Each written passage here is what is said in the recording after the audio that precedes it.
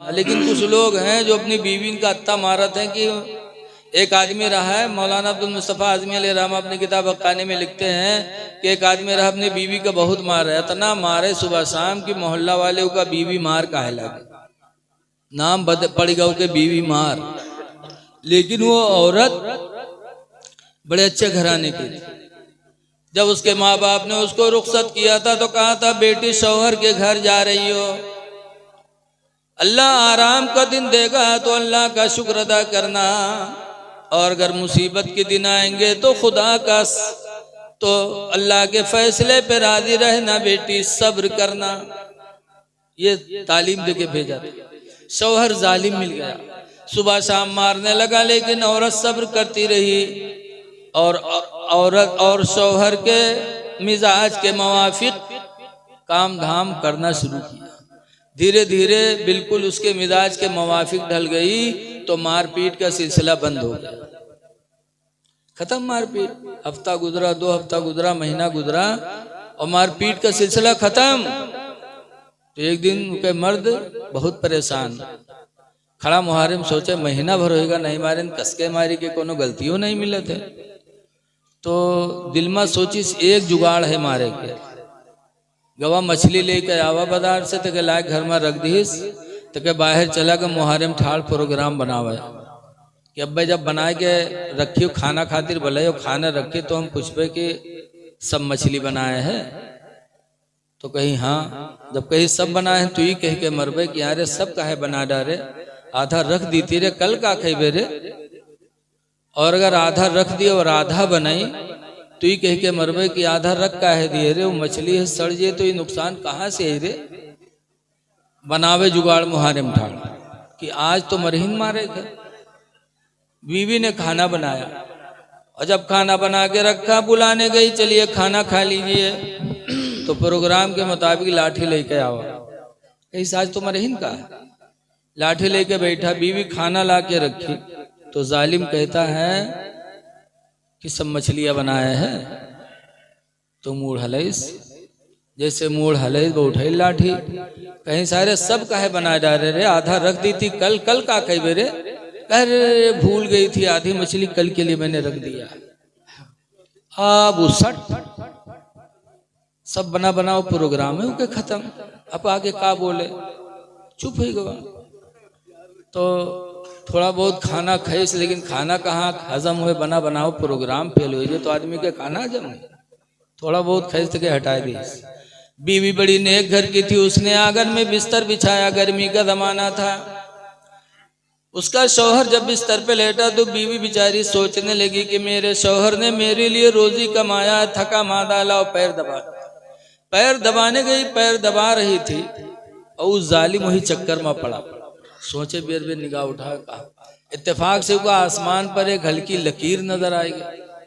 तो औरतियों से पूछे थे लकीर कसो रे आसमान पर, तो औरतियों देखे तो कहीं सो फरिश्तन के सड़क, कहीं फरिश्तन के सड़क, कहीं ना वो उठाई लाठी, कहीं सायरे तो फरिश्तन के सड़क के नीचे हमारे खटिया डाले हैं, अगर उनके मोटर को फिसलिया एक्सीडेंट भवा तो हम मरब की बचब रे दुश्मन। वो उठाई लाठी पीठ बहाई दी। मौलाना अब्दुल मुस्तफ़ा आज़मी रहते फरमाते हैं इंसान कितना बड़ा जालिम है।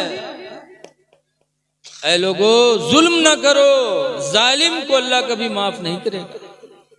जुल्म बहुत बुरी चीज है, इसलिए पहलवान बनो, गुस्सा है तो नफ्स पे कंट्रोल कर लो, न गाली बको, न किसी को मारो, न बीवी को तलाक दो। आज एक अल्लाह वाले के आस्थाने पे हाजिर हैं, तो एक बुजुर्ग हैं हजरत सैयद अबुल हसन खिरकानी, खिरकान के रहने वाले, बहुत बड़े पीर थे। एक दफा कुछ मुरीद लोग हजरत से मिलने के लिए गए कि बहुत दिन हुआ हजरत की मुलाकात नहीं हुई। चलते चलते कुछ मुरीद जब खुरासान पहुंचे, खिरकान पहुंचे, तो हजरत के दरवाजे पे गए, दरवाजा खटखटाया तो हजरत थे नहीं, हजरत की बीवी रहे घर में, वही निकली, दरवाजा खोली, सलाम हुआ। मुरीदों ने पूछा हजरत कहाँ, तो उनके बीवी चौंकी, कहीं हजरत, हजरत कौन? कौन हजरत भैया? कहा हमारे पीर हजरत सैयद अबुल हसन खिरकानी। उनके बीवी कहते हाय उका हजरत कहा था, वो दज्जाल के हजरत कहा था, उके बकायम पर तो नहीं गए। अब मुरीद लोग खड़बड़ाने कहीं हमारे पीर हुए बीवी दज्जाल मक्कार बताओ था। तो पूछिन कहाँ गए? कहीं जंगल गवाए, लकड़ी ले गवाए, बयावत हो। इतने में बातचीत हो ही रही थी कि लोगों ने देखा कि हजरत सैयद अबुल हसन खिरकानी जंगल के शेर पर बैठे और लकड़ियों का बोझ आगे रखे और घर की तरफ आ रहे। जब शेर पर बैठकर लकड़ी का बोझ घर लेके पहुंचे और बीवी की निगाह पड़ी, वह भाग घर में, हाय वो तो दुश्मनवाज शेर बलायला घर में भाग गई। लेकिन मुरीद बेचारे कहाँ चले जाए? हजरत शेर से नीचे उतरे, लकड़ियों का बोझ उतारा और उतारने के बाद शेर ने हजरत के पैरों को चूमा और अपनी बोली में इजाजत मांगी। हजरत ने इजाजत दे दी तो दुम हिलाते हुए शेर जंगल वापस चला गया। जब जंगल में शेर चला गया तो मुरीदों को बड़ा ताज्जुब हुआ कि अल्लाह ने हमारे हजरत का मर्तबा इतना बुलंद किया है कि जंगल का शेर भी पर तलवा चूमता है, फर्मा बरदारी करता है। बीवी ये कहती है, तो मुरीदों ने कहा हजरत आपका मर्तबा इतना बुलंद है कि जंगल का शेर आपका पैर चूमता है, आपकी फर्मा बरदारी करता है और आपकी बीवी आपको दज्जाल मक्कार कहती है। तो हजरत फरमाते हैं सुनो, ये मर्तबा जो अल्लाह ने मुझे अता फरमाया है ये उसी बीवी की बदतमीजी पर सब्र करने की वजह से, उसी बीवी की बदतमीजी पर सब्र करने की वजह से कि मेरे माँ बाप ने उससे मेरा निकाह करा दिया, जाहिला है, जाहिलियत की बुनियाद पर कुछ ना कुछ बोलियां बोला करती है, मैं बर्दाश्त करता रहता हूँ, आज तक न मारा न कभी तलाक के लिए सोचा, सब्र करता रहा। तो अल्लाह ताला ने उस सब्र के वसीले से अल्लाह ने मुझे विलायत अता फरमा दिया। पता चला एक इंसान अपनी बीवी के साथ जब खुशदिली करता है, एहसान करता है, तो अल्लाह ताला शौहर के दर्जात को बुलंद फरमा देता है। इसलिए लोगों पहलवान बनो सब्र करके, लड़के पहलवान नहीं बन सकते, सब्र करो। भाई भाई से हो जाए तो सब्र करो, पड़ोसी से हो जाए तो सब्र करो। सब्र करोगे तो अल्लाह तुम्हारे दर्जात को बढ़ाएगा। कुरान फरमाता है वस्बिरू, सब्र करो, इन्नल्लाह माअस साबिरीन, बेशक अल्लाह सब्र करने वालों के साथ। जिन्होंने सब्र किया अल्लाह ने उनको मकाम विलायत अता फरमाया। तलाक न दो, हदीस पाक में है, अन महमूद इब्न लबीदिन, हजरत महमूद बिन लबीद से रवायत है, क़ाला उख़बिरा रसूलुल्लाह सल्लल्लाहु अलैहि वसल्लम बिरजुलिन, हुजूर को एक आदमी की खबर सुनाई गई। कैसे आदमी? तल्लक़ इम्रातहु सलासत तलीक़ातिन जमिया, ऐसे आदमी की खबर सुनाई गई जिस आदमी ने अपनी बीवी को 3 तलाक़ें दे दी। बताया गया हुजूर से कि अल्लाह के रसूल फला ने अपनी बीवी को 3 तलाक दे दिया। तो हुजूर बैठे थे, हदीस में फ़क़ाम ग़ज़बान, तो सरकार गुस्सा होके खड़े हो गए। वक़ाला, फरमाया अयलअबु बिकिताबिल्लाहि, क्या वो अल्लाह की किताब से खेल खेल रहा है, कुरान से खेल रहा है? वाना बैना धुरिकुम दराहाले, कि मैं तुम्हारे बीच में मौजूद हूँ, मेरी मौजूदगी में कुरान से खेल खेला जा रहा है, तो मेरे बाद तुम्हारा क्या हाल होगा? जब कुरान ने 3 तलाक एक साथ देने से मना कर दिया कि एक साथ बीवी को 3 तलाक न दो, तो क्यों दिया? हुजूर नाराज होके खड़े हो गए, क्या मेरी जिंदगी में कुरान से खेल खेला जा रहा है, तो मेरे बाद तुम्हारा क्या हाल होगा? लिहाजा है लोगों, तलाक न दिया, सब्र कर लो, घर छोड़ दो। जब घर में तू मैं होने लगे तो घर छोड़ दो, घर से बाहर निकल जाओगे, तुम्हारा गुस्सा ठंडा हो जाएगा। अल्लाह फरमाता अल काज़िमीन अल गैज़ा, गुस्से को पी जाने वाले, वल आफीना अनिन नास, और लोगों को माफ कर देने वाले, वल्लाहु युहिब्बुल मुहसिनीन, अल्लाह एहसान करने वालों को अपना महबूब बना लेता है। तलाक न दो, सब्र करो। मैंने कहा अल्लाह की इताअत करो। इताअत में सबसे अहम चीज क्या है? नमाज। बोलो, अल्लाह ने सबसे ज्यादा ताकीद अगर की है तो नमाज की ताकीद की। नबी ने भी फरमाया, जगह जगह अल्लाह फरमाता कीमुस सलात, नमाज कायम करो। एक जगह फरमाता इन्ना सलाता तन्हा अनिल फहशाई वल मुनकर, बेशक नमाज बेहयाई बुराइयों से रोक देती है। एक जगह फरमाया गया 30वें पारे की आयत है, मा सलकाकुम फी सकर, ए जहन्नमियों बोलो किस वजह से तुम जहन्नम में आए। कालू लम नकु मिनल मुसल्लीन, जहन्नमी बोलेंगे हम नमाज नहीं पढ़ते थे, जिसके वजह से अल्लाह ने जहन्नम में डाल दिया। एक जगह हुजूर फरमाते हैं बैनल कुफ्री वस्सला, बैनल इस्लाम वल कुफ्री तर्कुस सलात, ईमान और कुफ्र के बीच में फर्क करने वाली नमाज है। नमाज है फर्क करने वाली कुफ्र और ईमान में, कि अगर नमाज पढ़ा तो ईमान मुकम्मल, और नमाज छोड़ी तो उसने कुफ्र किया। बेशक ऐ लोगों, नमाजों को पढ़ो। याद रखो, बगैर नमाज पढ़े नबी के सहाबा पे आप कभी ना नबी के रास्ते पे है ना सहाबा के रास्ते पे। इसलिए उर्स कर लेने से थोड़ी आप अल्लाह और उसके रसूल के सहाबा के रास्ते पे हो जाएंगे। उर्स भी करो और अल्लाह वालों के नक्शे कदम पे चलो भी। बेशक नमाज बहुत जरूरी है। अच्छा बताओ, वलियों के सरदार कौन है? बोलो यार। गौसे आज़म। और गौसे पाक के सरदार कौन है? अली शेर खुदा, हजरत अली रदी अल्लाह ताला अन्हु की औलाद में से है ना गौसे पाक। सब वलियों के सरदार हैं अली।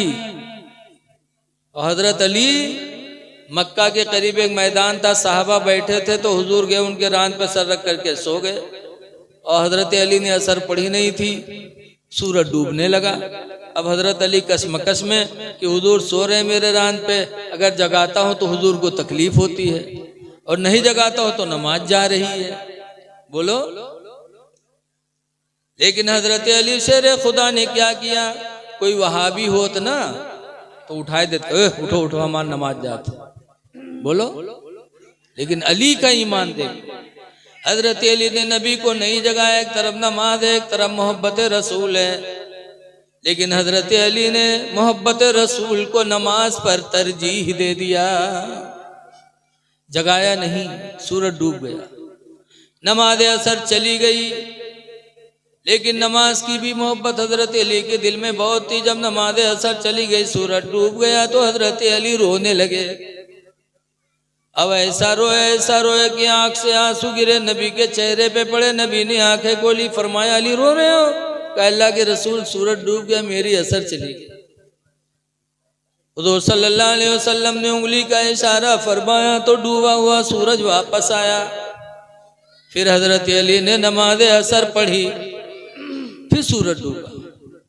अब लोगों गौर करो कि हजरत अली की एक नमाज छुटी थी तो हजरत अली रोए थे, एक असर छुटी थी तो रोए थे। और हमारी चारों छूट रही, पांचों छूट रही हैं, फिर हमें एहसास भी नहीं है। तो क्या हम अली के रास्ते पे हैं? बोलो। और वलियों के सरदार हैं तो गोया कि हमने वलियों का भी रास्ता छोड़ा, सहाबा का भी रास्ता छोड़ा, नबियों का भी रास्ता छोड़ा, तो हमारा ठिकाना जहन्नम के सिवा क्या हो? नमाजें पढ़ो, नमाज। एक असर छुटी थी तो हजरत अली रोए थे। अगर अली के चाहने वाले हो, या अली आली मुहर्रम में या खूब करत हो, तो भला नमाज पढ़ो। एक को नमाज छूटा जाए तो रोवो तो पता चले कि अली के मानने वाले हो। नमाज बहुत अफजल चीज है, दुनिया में भी बला से बचाती है नमाज।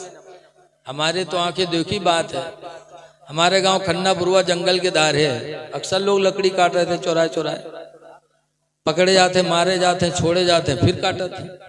एक दफा 3 आदमी पकड़े गए तो लेके गए पुलिस, रुपये डीहा थाना बंद की। उसके बाद दरोगा जी चाय पानी कह के थे कि उठाइन बेल्ट, और जब मारे चले तीनों कहीं है तो मैं एक बहुत चालू रहा है, झट से रुमाल बिछा के नियत बांध दी और दुई ठोर बैठे रहे।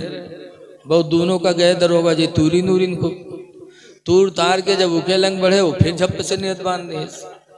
तो दरोगा जी बाहर से लौट गया है, फिर उन्होंने दोनों जुट गए, इनका दोनों मारे मुरे मार वार के जब उधर रुख करे तो उके नियते नहीं टूटे, सलाम फेरे के फिर बांधे ठाड़। घंटाहन गुजर गया थाना में यहाँ मारपीट हो तो, लेकिन उनकी नमाज नहीं खत्म है। 1 घंटा गुजर गया, तब तक गांव से रुपया बटूरा, रुपया बटूर के थाना में पहुंचा। दरोगा जी रुपया पाए गए तो छोड़ दी तीनों।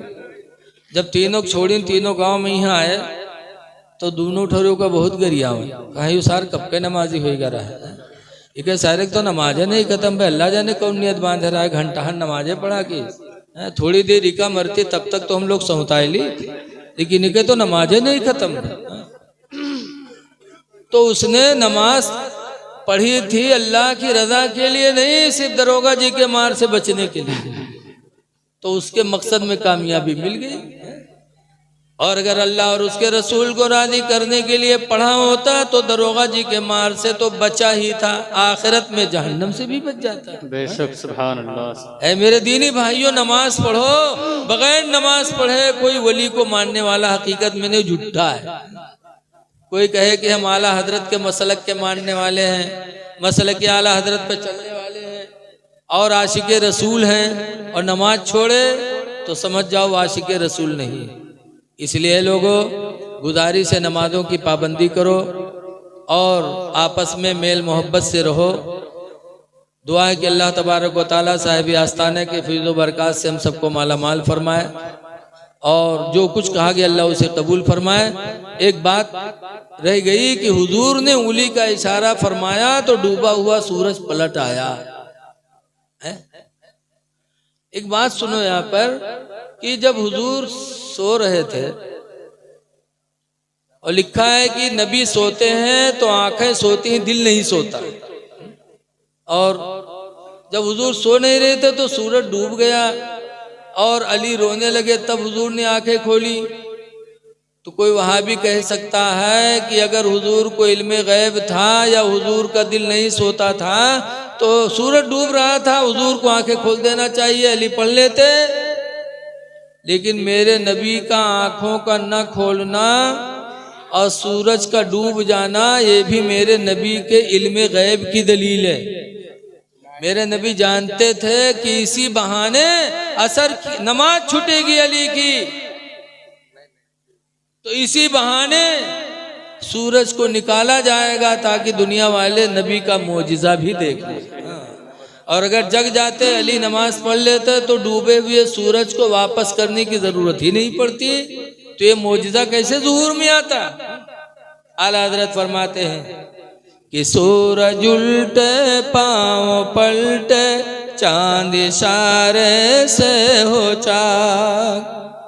सूरज उल्टे पाँव पलटे, चांद इशारे से हो चाक। अवंध नजदी देख ले ताकत रसूलुल्लाह की। अस्सलामु अलैकुम व रहमतुल्लाहि व बरकातहू।